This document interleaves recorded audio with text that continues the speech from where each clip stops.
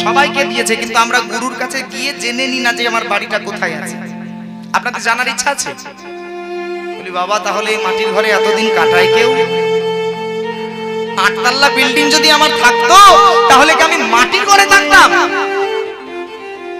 আছে মা, অষ্টতল উচ্চ রাজ মন্দির, 8 তলা বিল্ডিং, নিজের ঘর।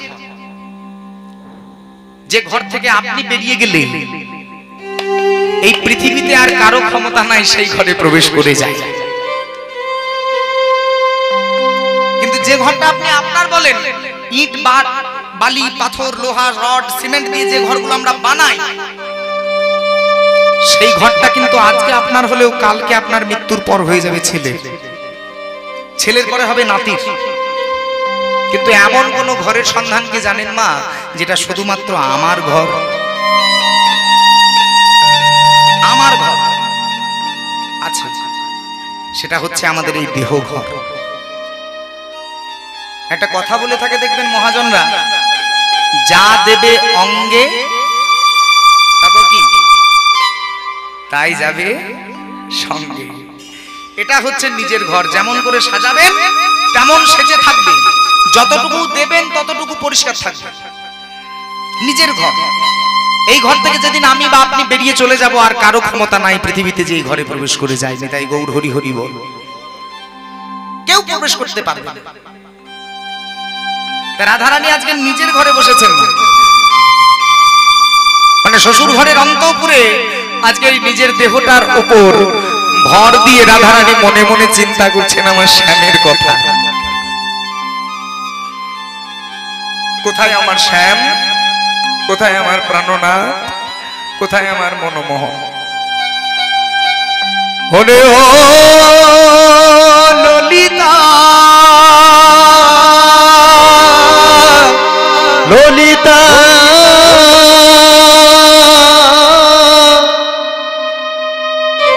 তোরা বলে দে বলে দে,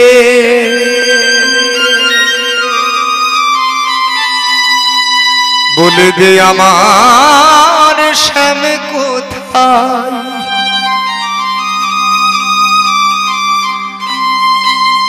হলে আমার শ্যাম যখন বনে গেল, মনে গেল, আমার শ্যাম যখন বনে গেল, আমি আমার ঘরের অন্তর হতে দেখেছি সই। আমি দেখলাম আমার স্বামীর চলে যাওয়া। ওই দেখ আমি দেখলাম, আমার মনে হচ্ছে যে না এখনো আমি দেখতে পাচ্ছি ওই দৃশ্যটা, যেন আমার নয়ন থেকে সরছে না সখী। আমার কি মনে হচ্ছে জানিস, আমি যদি রাধা না হয়ে আমি যদি বধূর চরণে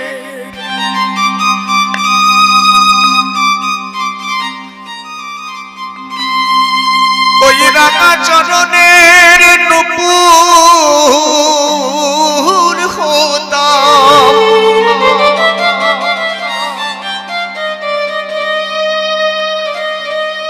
তবে বুঝি হইতো আমার শ্রেয়।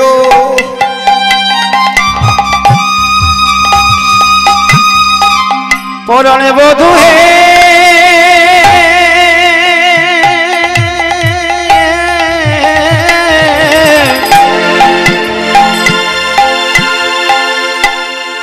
ওহে পরা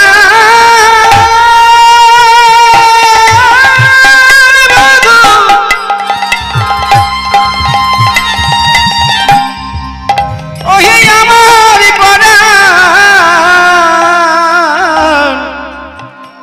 পরাণ বধূ হে, বলো তুমি আমায় একাকিনী কেন একাকিনী করে গেলে? ওহে পরাণ বধূ ওরে আমি যদি শ্যামের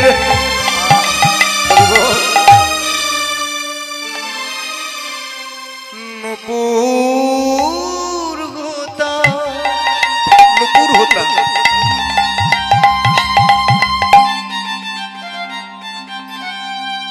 তবে শ্যাম চরণে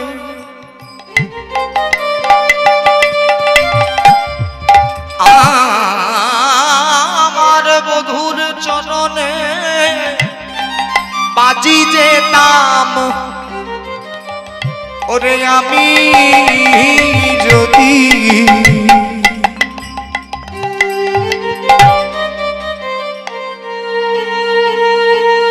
শ্যাম চরণের নূপুর হতাম তবে বধুর চরণে নূপুর যদি হতাম আমি তাহলে গোবিন্দর কোথায় থাকতাম চরণে আর যখন বধু যেত যেত বাজাইয়া বাজাইয়া যেত বাজাইয়া বাজাইয়া যেত বাজাইয়া বাজাইয়া যেত বাজাইয়া বাজাইয়া ওরে বিধি কেন করে নাই রে বইনা বিধি কেন করে নাই রে বিধি কেন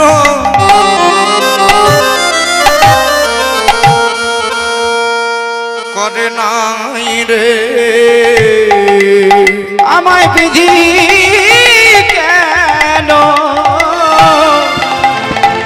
করে নাই রে আমায় অবলা করে অবলা অবলা মানে যারা বলতে পারে না। আর আমরা দেখবেন সমাজের মানুষেরা মায়েদেরকে বলি অবলা, মেয়েদেরকে বলে অবলা নারী। তা রাধারানীও সেই কথা বলছেন, ও ললিতা দেখ দেখ আমাকে চরণের নুপুর করলে ভালো হতো, যদি নুপুর হতাম তাহলে মনে হয় ভালো হতো, গোবিন্দ চরণে থাকতে পেতাম। কিন্তু এমন জায়গায় ঘর দিয়েছে যে আমি কৃষ্ণ বলে ডাকতে পারি না। আমায় এই অবলা করে পাঠাইছে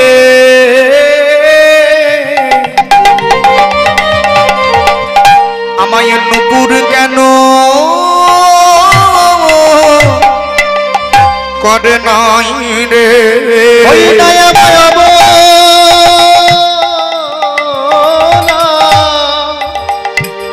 করে পাঠাইছে আমায় নপুর করে কেন পাঠায় নাই রে। এরকম সাত মায়েদের হয় দেখবেন যে আমি যদি এই না হয়ে ওই হতাম ভালো হতো।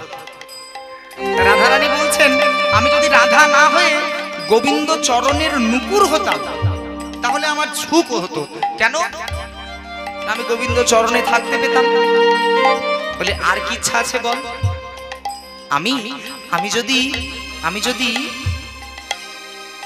পিত ধরা হতাম, পিত ধরা হতাম, পিত ধরা হতাম, পিত ধরা না গোবিন্দ যেটা গায়ে পড়ে থাকে, তাহলে কি হতো? আমি স্বামী অঙ্গের পরশ পেতাম,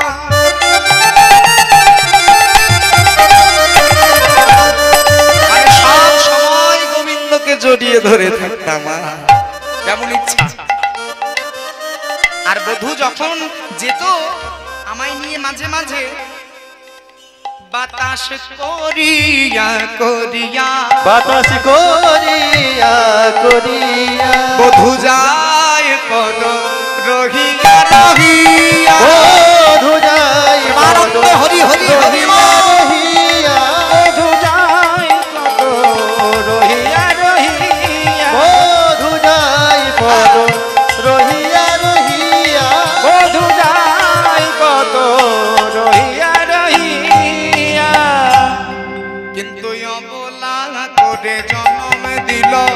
অবলা করে জনম দিল। মনের দুঃখ কারে বা বলি, অবলা করে জনম দিল। আমি মনের দুঃখ কারে বা বলি, আমি অবলা করে জনম দিল। রাধারানীর মনের কথা একটু মনোযোগ দেবেন। আপনাদের বুঝতে অসুবিধা হচ্ছে না তো? বাহ, এই মনোযোগটা থাকলে হবেও না। আমাকে অবলা করেছে, তাও ভালো ছিল। আমাকে নারী করেছে, যদি অন্য কোনো ঘরে বাস দিত ভালো হতো। কিন্তু এমন ঘরে বাস যে আমার শাশুড়ি, যাহাকে দেখিয়া শ্বাস উড়ি যায়,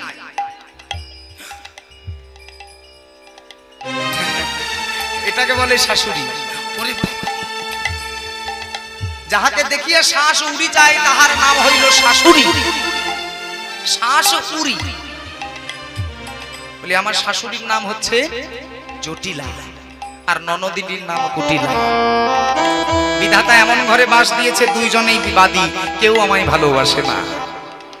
ঘরের বাইরে যেতে গেলে ধরে নেয়, নিদারুণ বিধি পুরাইল সিধি, ওরে নিদারুণ বিধি পুরাইল সিধি, নিদারুণ বিধি পুরাইল সিধি। দিল এ ঘরেতে বাস, নিদারুণ বিধি পুরাইল সিধি।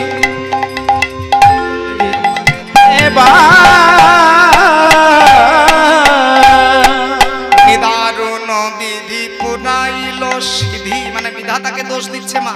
বলে কারো দোষ নাই, ললিতা বিধাতার দোষ। ও তো জেনে শুনেছে।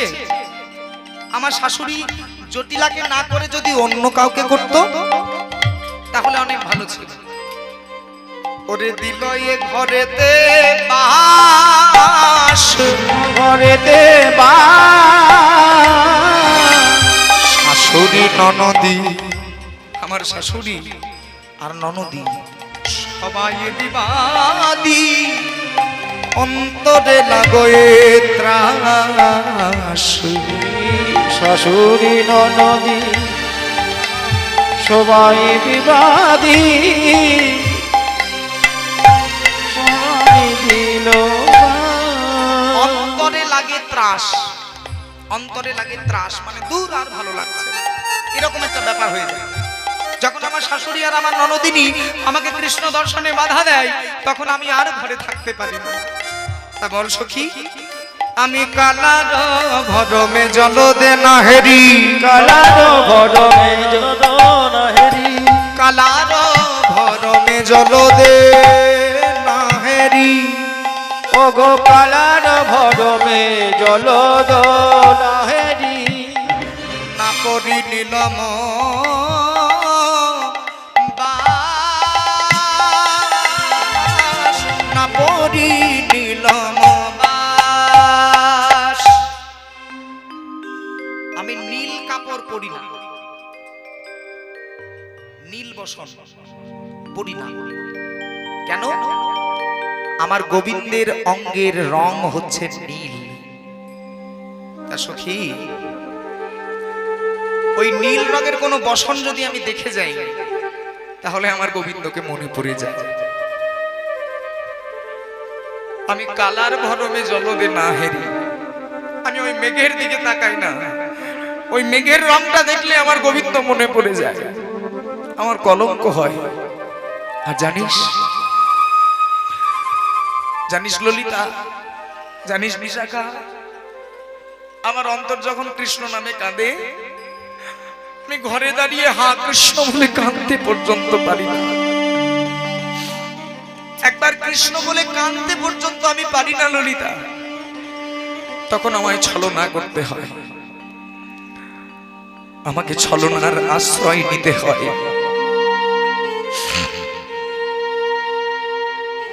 আমি রান্নাঘরে ছুটে যাই, আমার কান্না পেলেই আমি রান্নাঘরে ছুটে যাই। আর সেখানে গিয়ে প্রজ্বলিত আগুন, জ্বলন্ত আগুনে ভিজে কাঠ ভরে দিই। আর প্রজ্বলিত আগুনে ভিজা কাষ্ঠ ভরে দিয়ে, ভিজে কাঠ ভরে দিয়ে ধোঁয়ার সৃষ্টি করে আমি ওই ধোঁয়ার ছলনায় কাঁদি। আমার শাশুড়ি কি ভাবে জানিস?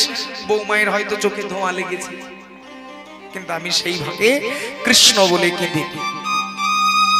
এমন আমার ঘর, যে ঘরে একবার কৃষ্ণ বলে ডাকা তো দূর, আমি একবার কৃষ্ণ বলে চিন্তা পর্যন্ত করতে পারি না। বল বল ললিতা, বল বিশাখা, আমি এই কৃষ্ণ বিবাদিনীর ঘরে থেকে কেমন করে কৃষ্ণ পাবো? রাধে রাধে। সন্দেহ গৌর ভক্ত মন্ডলী মায়েরা, শাস্ত্র এখানে এক জায়গায় বলেছেন গো মা, যে কর্ম যদি থাকে তাহলে কিন্তু গোবিন্দ মেলে, আর কর্ম যদি ঠিক না থাকে তাহলে কভু কৃষ্ণ লাভ হয় না, বরং এই জাগতিক জগতে অশান্তি পাওয়া যায় কর্মের উপর নির্ভর। মায়েরা, আমি দেখেছি অনেকেই নিজেদের সন্তানকে দোষ দিয়ে থাকেন। রাধে রাধে, কিছু মনে করবেন না মা, এই জায়গাটা একটু মন দেবেন। হরে কৃষ্ণ। অনেকে দেখেছি যে নিজের সন্তানকে দোষ দেন, যে বাবা আমার ছেলেটা একদম নষ্ট হয়ে গিয়েছে, আমার এই হয়েছে, আমার ছেলে বিপদগামী হয়েছে, আমার ছেলে মদ্যপান করছে, নেশা করে, সংসারের প্রতি মন দেয় না, ছেলেদেরকে দোষ দিয়ে থাকি। আমি একটা ছোট্ট উদাহরণ দিচ্ছি মায়ের, আপনারা বিচার করে বলবেন দোষটা ছেলের না মায়ের। এক মা তার সন্তানকে দূরভাষ যন্ত্রে যোগাযোগ করেছে, মানে মোবাইল ফোনে ফোন করেছে মাকে, মা করেছে ছেলেকে। ছেলে থাকে কোথায়? ওই 7 সমুদ্র 13 নদী পার বিদেশে বিশাল বড় কোম্পানিতে চাকরি করে, কোটি কোটি টাকা বেতন, প্রতি মাসে 4 লক্ষ টাকা করে বেতন পায়। চিন্তা করুন, টাকা পয়সার অভাব নেই। ফোন করেছে মা, ছেলেকে বলে বাবা তুই যেখানেই থাকিস, যেভাবে থাকিস, এই মুহূর্তে ঘরে ফিরে আয়, এক্ষুনি ঘরে আয়। ছেলে বলে কেন মা, কি হলো? আমি তো এত দূরে আছি, আমি যাব কিভাবে? বলি না খোকা, তুই যেখানে আছিস ঘরে ফিরে আয়। কেন বলো? তোর বাবা আজকে সকাল বেলায় মারা গেছে। কি বললে? আমার বাবা মারা গেছে? হ্যাঁ, তোর বাবা আজ সকালে মারা গেছে, তুই তাড়াতাড়ি ঘরে আয় খোকা, তোর বাবার মুখ অগ্নি করে যায়। এটা তো আমাদের নৈতিক কর্তব্য। ছেলে বলছে মা আমি তো এত দূরে বসবাস করি, তা আমি এত শীঘ্রই এত তাড়াতাড়ি তোমার কাছে আসতে পারবো না। তো অপরাধ নিও না মাগো, তুমি গ্রামের লোকজনকে জড়ো করো, পাড়ার লোকজনদের ডাকো, আর প্রত্যেকটা মানুষকে 5,000 টাকা করে দাও। আমার তো পয়সার অভাব নাই, প্রত্যেকটা মানুষকে 5,000 টাকা করে দাও, আর বাবার শ্মশান কার্যটা ভালো করে করে এসো, আমি 2-1 দিন পরে আসছি। রাধে রাধে। এটা শুনে কোনো মায়ের ভালো লাগবে গো? কানতে কানতে মা ধিক্ষার দিচ্ছে, ছি ছি ছি ছি ছি ছি খোকা, এই জন্য তোকে মানুষের মতো মানুষ করলাম, যে তুই বাবার মুখ অগ্নি না করে অফিসে যাবি? তো লজ্জা লাগে না? আর কোনোদিন যেন আমায় মা বলে ডাকিস না। এত বড় কথা বলছে মা। খোকা বলে মা আমি তো তোমায় ছাড়া কোনোদিন চলিনি, তুমি যা শিখিয়েছো তাই শিখেছি, যা বলিয়েছো তাই বলেছি, তাই বলেছি। ও তা আমি তোকে বলেছিলাম যে বাবা মারা গেলে বাবার মুখ অগ্নি না করে তুই শ্মশানে যাবি, তুই অফিসে যাবি, শ্মশানে যাবি না? এ শিক্ষা আমি তোকে দিয়েছি খোকা। না মা, এটা তুমি বলো না, কিন্তু মনে আছে মা যেদিন আমার দাদু ভাই মারা গিয়েছিল, আমি তখন প্রাইমারি স্কুলে পড়তাম, আমি সেদিন খুব জেদ ধরেছিলাম যে মা আমি দাদুকে শ্মশানে দাহ করার জন্য যাব। তখন আমি খুব বাচ্চা ছিলাম, ছোট ছিলাম। সেদিন তুমি আমায় প্রচন্ড মেরেছিলে মা, আর মারতে মারতে আমাকে বলেছিলে খোকা দাদু ছিল মারা গেছে, ঠাকুমা আছে মারা যাবে, প্রতিদিন স্কুল কামাই করবি, স্কুলে যা। সেদিন তুমি আমায় স্কুলে পাঠিয়েছিলে। আমার দাদু ভাই বলেছিল তুমি আমায় স্কুলে পাঠিয়েছিলে, বাবা মরেছে তাই আমায় অফিসে যেতে হবে। ভুল টাকা আপনারা বিচার করুন। হ্যাঁ, সন্তানের ভুল, মায়ের ভুল। আমরা গোদা বাংলায় একটা কথা বলি বাবা, অনেকক্ষণ থেকে ভালো ভাষায় কথা বলছি, আমার আঞ্চলিক ভাষায় বলিনি। এই কথাটা আমার আঞ্চলিক ভাষা, এই ভূপুন অঞ্চলেরই ভাষা, যে নিচে বাগরো খসে আর উপর বাগরো হাসে। এটা শুনেছেন? হ্যাঁ, ঘোটে পুড়ে আর গোবর হাসে। আমরা নিজেদের সন্তানকে কি শিক্ষা দিচ্ছি সেটা ভুলে যাই। আমরা ছেলেকে বলি বড় হয়ে বাবু তুই অফিসার হও, দোকানদার হও, মাস্টার হও, কিন্তু কেউ কি বলেছেন মায়ের একটু চিন্তা করে বলুন তো যে বাবা বড় হয়ে কৃষ্ণ ভক্ত হও? হ্যাঁ, এটা বলি না বলেই আমাদের যত দুঃখ, যত কষ্ট। অপরাধ নেবেন না মায়েরা। অনেকে হয়তো ভাবছেন শুধু মায়েদেরকে কেন বলছে কথাটা, বাবাদেরকে এই কথাটা কেন বলছেন? এতক্ষণ বাবা বাবা করে বলছিল, এবার আমাদেরকে কেন বলছে? তাহলে যত দোষ কি আমাদের? অবশ্যই। একটা সন্তানকে মানুষ করতে তার মা হয় তাই। শাস্ত্র বলেছে বীজ যদি হয় গাছের জোরে, গাছে ফল ধরে না। বীজ ভালো কিন্তু মাটি খারাপ, গাছ ভালো হবে গো বাবা? রাধে রাধে। হ্যাঁ, বীজটা খুব ভালো কিন্তু মাটির জোতান নাই, মাটিতে সার নাই, মাটির ভালো কোড়াকুড়ি নাই, মাটির যত্ন নাই, তাহলে কি সেই গাছে সেই মাটিতে গাছ হতে পারে? হবে না। বীজ ভালো মাটি খারাপ, গাছ ভালো হবে না। বীজ ভালো মাটি খারাপ, বীজ ভালো মাটি খারাপ, বীজ ভালো মাটি খারাপ, বীজ ভালো মাটি নয় মাটি। মানে যার গর্ভে বীজটা দিয়েছে সেই গর্ভটা হরিনামের হবে। সবাই বসে একবার উলুধ্বনি হরিনাম, তাহলে সেই গর্ভের বীজ, সেই গর্ভের সন্তান কৃষ্ণ ভক্ত হবে না। আর আজকে যে আপনারা এমন কৃষ্ণ ভক্ত হতে পেরেছেন, এটা প্রমাণ যে আপনাদের জননী কৃষ্ণ ভক্ত ছিল। মায়েরা অপরাধ নেবেন না। আমার ধর্ম সনাতন হিন্দু ধর্ম। এই সনাতন হিন্দু ধর্ম আস্তে আস্তে রসাতলে যাচ্ছে মা। ধর্ম বলে আর কোনো জিনিস পৃথিবীতে থাকতে পারছে না। সনাতন মারা যাচ্ছে। মায়েরা যদি জেগে না ওঠেন, নিজেদের সন্তানকে যদি কৃষ্ণমুখী না করেন, তাহলে ধর্ম বাঁচবে না। আপনারাই পারবেন। আচ্ছা, আপনাদের ইচ্ছা আছে তো ধর্মকে বাঁচানোর? হ্যাঁ, কার কার ইচ্ছা আছে একবার হরিধ্বনি হোক? নিতাই গৌর হরি হরিব হরিব। তাহলে ধর্মকে বাঁচাতে গেলে আমাদের যা হলো হলো, আমাদের পরে আমাদের ছেলেগুলো যেন কৃষ্ণকে চেনে, ভগবানকে চেনে, হরি নাম করে। সারাদিনে যদি একবার হরি নাম করে মা, সে ছেলে কোনোদিন বিপথে যাবে না। সে ছেলে কোনোদিন আপনাকে দুঃখ দিতে পারবে না, আনন্দই দেবে, সুখই দেবে। আমি কথা দিয়ে যাচ্ছি। তবে আপনাদেরকে একটা কাজ করতে হবে, ছেলেকে কৃষ্ণ নাম করাতে হবে। পারেন তো তাড়াতাড়ি গ্রামে একটা হরিনামের ব্যবস্থা করুন।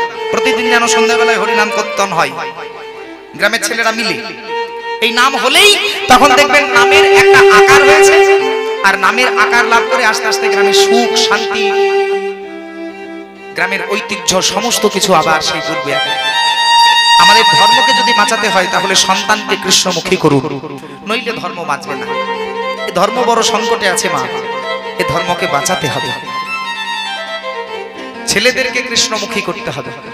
ললিতাকে, বিশাখাকে, চিত্রা, চম্পকলতিকা, এই সব সখীদের আমার রাধারানী বলছেন চল সখী, আমরা সকলে মিলে এবার সূর্য পূজা নয় নিশি পূজায় যাই। ওই নিশিকালে ভগবান শ্রীকৃষ্ণের সঙ্গে মিলিত হতে। কিন্তু যাবি কি করে? শাশুড়ি ননদিনী বলে উপায় আছে, উপায় আছে। বল কি উপায়? আজ শ্বাস মুখে শ্বাস ছাড়ি কহে বিনোদিনী গো, শ্বাস মুখে শ্বাস ছাড়ি কহে বিনোদিনী গো, শ্বাস মুখে শ্বাস ছাড়ি কহে বিনোদিনী গো, শ্বাস মুখে শ্বাস ছাড়ি কহে বিনোদিনী গো, শ্বাস পাইয়া বাসে লইয়া মুছে চোখের পানি, আর দাস পাইয়া বোঝাইয়া মোছে চোখের পানি গো, শ্বাস পাইয়া বাসে লইয়া মুছে চোখের পানি, পাইয়া দাস বোঝাইয়া মোছে চোখের পানি গো। ঢঙের কান্না, এক দুটো কান্না থাকে দেখবেন নয়নে জল পড়ছে মুখে সাউন্ড নেই, শব্দ নেই, আর দু একটা কান্না থাকে দেখবেন মুখে প্রচুর শব্দ কিন্তু চোখে জল নাই, মানে মুখটা ঢাকা দিয়ে ও মা গো সর্বনাশ হয়ে গেল, বলে আই বৌমা কি হয়েছে কাঁদছিস কেন? শাশুড়ির কাছে এসেছে রাধারানী, কি হলো কাঁদছিস কেন? আয়ান পতি পতিত, আমাদের আয়ান পতি পতিত, কি বললি কি বললি? আয়ান পতি পতিত, আয়ান পতিত পতিত, এই এখনই দেখে এলাম আয়ান পতি পতিত, ওই না এই এখনই দেখে এলাম আয়ান পতি পতিত, আয়ান পতি পতিত, আমার আয়ান কি হয়েছে? আয়ানের আয়ান মারা গেছে।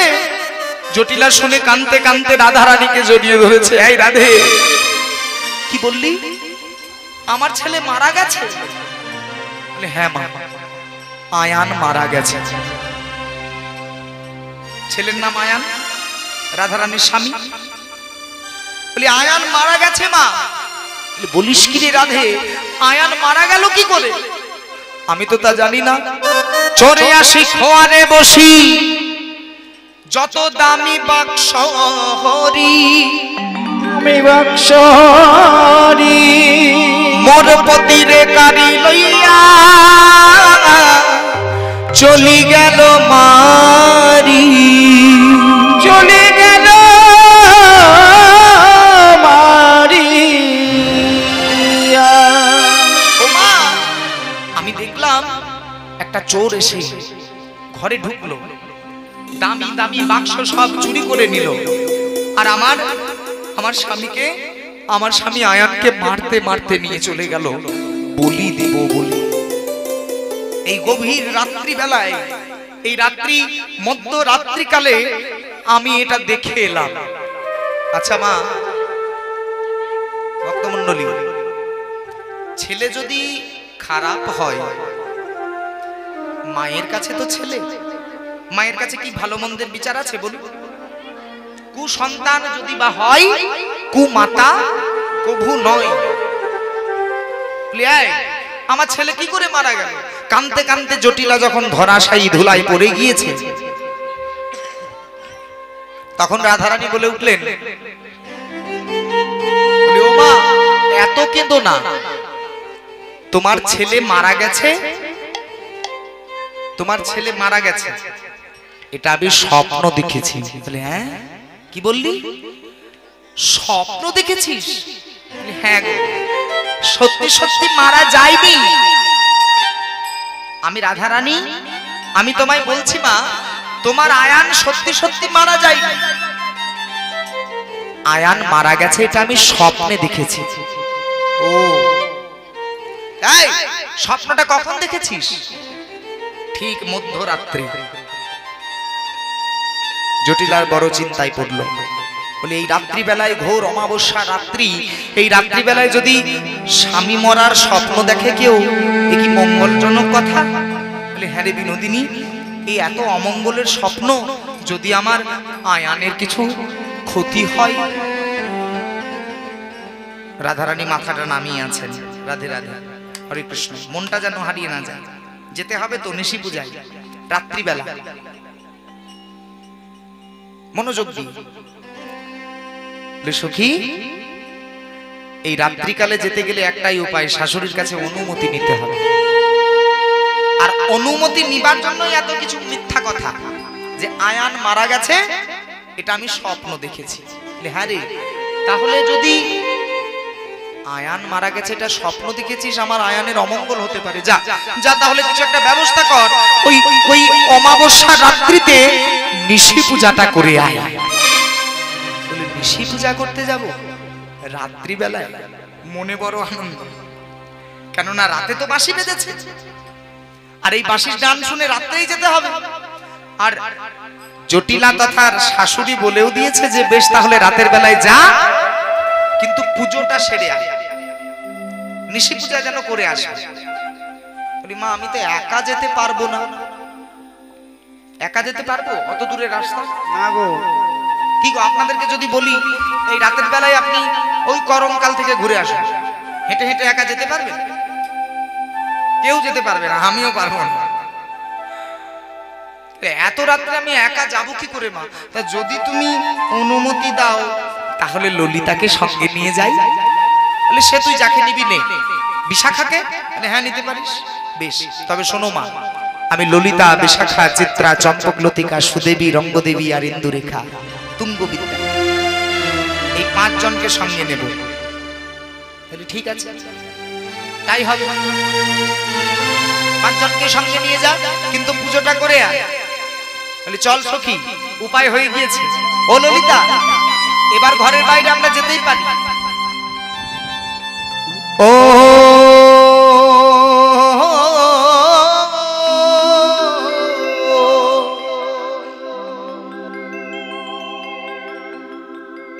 এবারে সাজারে পসরা,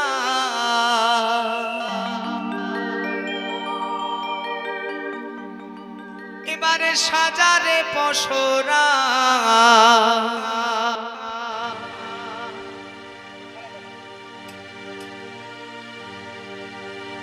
শ্যাম দর্শনে যাইব মোরা। কারা কারা যাবেন একটু উলুধ্বনি দিয়ে।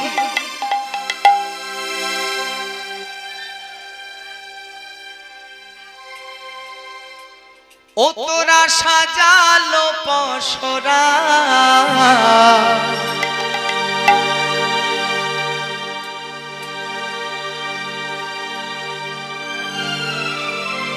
ও তোরা সাজালো পসরা,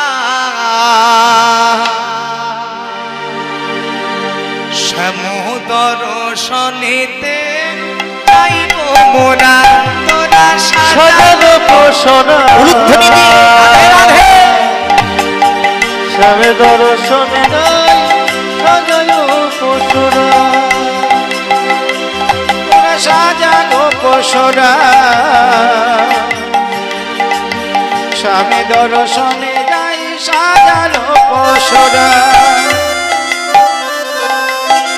আমি সেই ভাবটি একটু দেখানোর চেষ্টা করছি মায়েরা। যদি ভাবের দর্শন হয় তাহলে যেন একটু উলুধ্বনি দেবেন। কেমন? তোরা সাজালো পসরা, শ্যাম দর্শনেতে যাইব মোরা। সাজাগো পসরা, স্বামী দর্শনে যাব তোমরা। সাজাগো পসরা, স্বামী দর্শনে যাই, সাজাগো পসরা। জয় জয় জয় বিজয় কুঞ্জে, জয় জয় জয় দি জয় কুঞ্জে, জয় জয় জয় দি জল কুঞ্জে। আগা গুঞ্জন বর কামিনী, ওই না গুঞ্জর গামিনী, গুঞ্জন বর কামিনী, কুঞ্জর বড় গামিনী। আবেশ সখীর অঙ্গে অঙ্গ হেলাইয়া। সে সখীরে অঙ্গ অঙ্গ হেলাইয়া। এই ললিতা, অঙ্গ হেলাইয়া। ললিতা, আমার সাথে যেতে হবে, চলো। আবেগে সখীর অঙ্গে অঙ্গ খেলাইয়া, আবেশে সখীর অঙ্গ অঙ্গ হেলাইয়া, সখীর অঙ্গ অঙ্গ হেলাইয়া, আমার পদে আধো পরে আধো পরে মুরছিয়া, পথে আগো মরে আগো পরম রথিয়া, তারা নেচে নেচে চলেছে, নেচে নেচে চলেছে, নেচে নেচে চলেছে, তারা নেচে নেচে চলেছে, আরে হরি বলে উলু দিয়ে নেচে নেচে চলেছে, ওগো হরি বল উনি দিয়ে, আমার মিলন হইবে বলে হরি বল উলু হই না মিলন হইবে বলে, নেচে চলেছে, ওগো মিলন হইবে বলে, নেচে নেচে চলেছে, হই না মিলন হইবে বলে, হরি বল উলু দিয়ে নেচে নেচে চলেছে, নেচে নেচে চলেছে।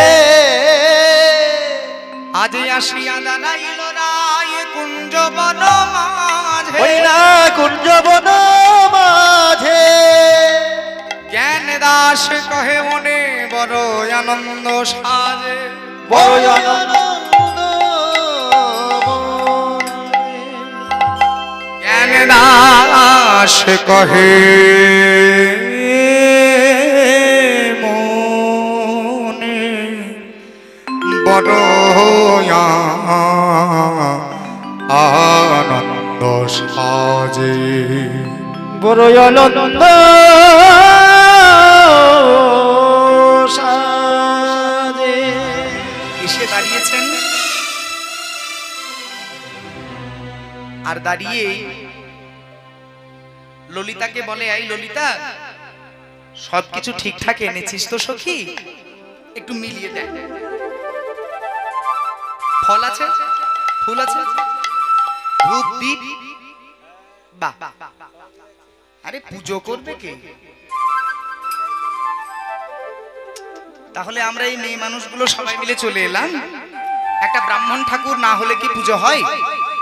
আপনারা বলুন, এই রাত্রি বেলায় গহন অরণ্যে এমন অমাবস্যার রাত্রি আমরা যে এলাম, তা আমাদের আনা পুজোটা করে দেবে কে? তুই বল, কাকে ডাকতে যাব আবার? বলি কাউকে না, যদি পারিস তাহলে যা, আজকে পূর্ণ ব্রহ্ম ব্রাহ্মণ ডেকে নিয়ে আয়। কি বললি, কি বললি রাধে? কাকে ডাকবো? ললিতা, আমি অন্য কারোর হাতে পুজো দেব না, যার তার হাত দিয়ে আমি পুজো দান করব। আজকে নিশি পূজা যদি আমায় করতে হয়, রাধে রাধে হরে কৃষ্ণ, নিশি পূজা যদি আমায় করতে হয়, তাহলে আমি এমন একজন ব্রাহ্মণকে দিয়ে পূজাটা করাবো, যে পূজা হচ্ছে পূর্ণ ব্রহ্ম ব্রাহ্মণের পূজা। নেতাই গৌর হরি বল। শ্রদ্ধেয় গৌর ভক্তমণ্ডলী মায়েরা, এই পূর্ণ ব্রহ্ম ব্রাহ্মণ জিনিসটা কি এটা একটু আগে বলেন, কেননা ব্রাহ্মণ আমাদের সমাজে অনেক আছেন। ব্রাহ্মণের সংখ্যা যদি ধরেন, তাহলে আমাদের ভূতপুর অঞ্চলেও অনেক ব্রাহ্মণ আছে, আমরাও ব্রাহ্মণ সন্তান, ভট্টাচ টাইটেল। তাহলে শুধু কি ব্রাহ্মণ ঘরে জন্ম নিলেই ব্রাহ্মণ হওয়া যাবে? রাধে রাধে। শাস্ত্র বলছেন হওয়া যাবে না, শুধু ব্রাহ্মণ ঘরে জন্ম নিলেই ব্রাহ্মণ হওয়া যাবে না। ব্রাহ্মণ ঘরে জন্ম নিয়ে যদি আমি ব্রাহ্মণের কর্ম না করি, তাহলে কিন্তু ব্রাহ্মণত্ব আসবে না। সত্যং দানং ক্ষমা শ্রীল মনুষ্যং সত্তপো ঘৃণা দৃষ্টান্তে যত্র নাগেন্দ্রঃ সব্রাহ্মণীতি শ্রিতঃ। অর্থাৎ একটা ব্রাহ্মণের গলায় দেখবেন একটা নবক্ষীওয়ালা, মানে নটা ক্ষী, একটা পৈতে বা উপবিত দেওয়া হয়। এই পৈতেটা দেওয়া হয় কেন? এই 9খানা গ্রন্থির মধ্যে ব্রাহ্মণের 9খানা গুণ বাঁধা থাকে, যেন ব্রাহ্মণকে মনে পড়িয়ে দেওয়া যায় সব সময়। একটা গরুর মধ্যে হুড়কো কেন দেওয়া হয় বলুন তো? হরি বল।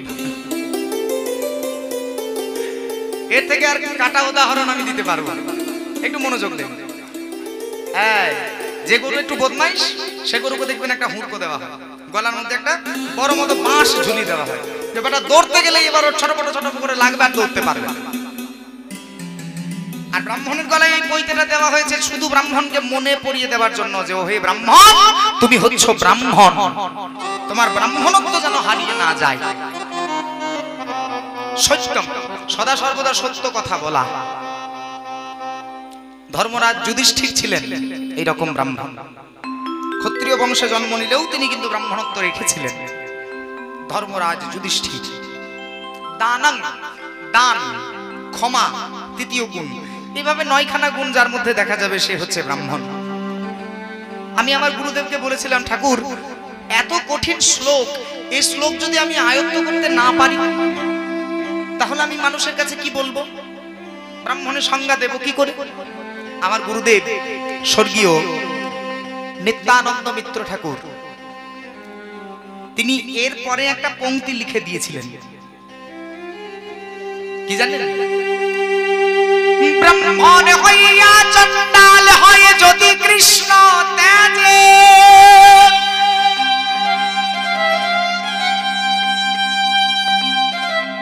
চণ্ডাল হয়ে ব্রাহ্মণ হয় একবারে যদি কৃষ্ণ ভজে। হরি হরি বল। ব্রাহ্মণ হইয়া চণ্ডাল হয়, ব্রাহ্মণ হয়ে চণ্ডাল যদি কৃষ্ণ ত্যাজে, আর চণ্ডাল হয়ে ব্রাহ্মণ হয় যদি কৃষ্ণ ভজে। কৃষ্ণ ভজনাই হচ্ছে ব্রাহ্মণত্বের পরিচয়। তবে যা ললিতা, আজকে আমরা নিশি পূজা করব, এই নিশি পূজায় ব্রাহ্মণ চায়, তবে ব্রাহ্মণ যেন পূর্ণ ব্রহ্ম হয়। এখানে একটা চাবি এঁটে দিচ্ছে, মানে ধরুন আমি আপনাকে বলছি মা যে যান আপনি চাল নিয়ে আসুন, চাল কিনে নিয়ে আসুন, কিন্তু 20 টাকা কেজি চাল আনবেন না, 5 টাকা কেজি চাল, তাহলে সে কন্ট্রোলের দ্বারস্থ হতে হবে। মানে এখানে চাবিটা এটা দেওয়া হচ্ছে যে এই জিনিসটা আনবি, ব্রাহ্মণ আন, কিন্তু ব্রাহ্মণটা যেন পূর্ণ ব্রহ্ম হয়। আর এটা শুনেই ললিতার মাথায় হাত, সর্বনাশ, পূর্ণ ব্রহ্ম আবার কোথায় পাবো? এই জগতে তো পূর্ণ ব্রহ্ম কেহ নাই, কেবল একজন আছে, সে হচ্ছে আমাদের গোবিন্দ। আর গোবিন্দ তো ব্রাহ্মণ নয়, গোবিন্দ তো ক্ষত্রিয় সন্তান। সে যা হবে হোক, ললিতা এখন চলেছেন আমার গোবিন্দের কাছে, যে পূর্ণ ব্রহ্ম ওই বলে দিতে পারবে যে ওর মতো আর কে আছে। ছুটতে ছুটতে চলেছেন গোবিন্দের কাছে। মধুসূদন মোহন গিরিধারী,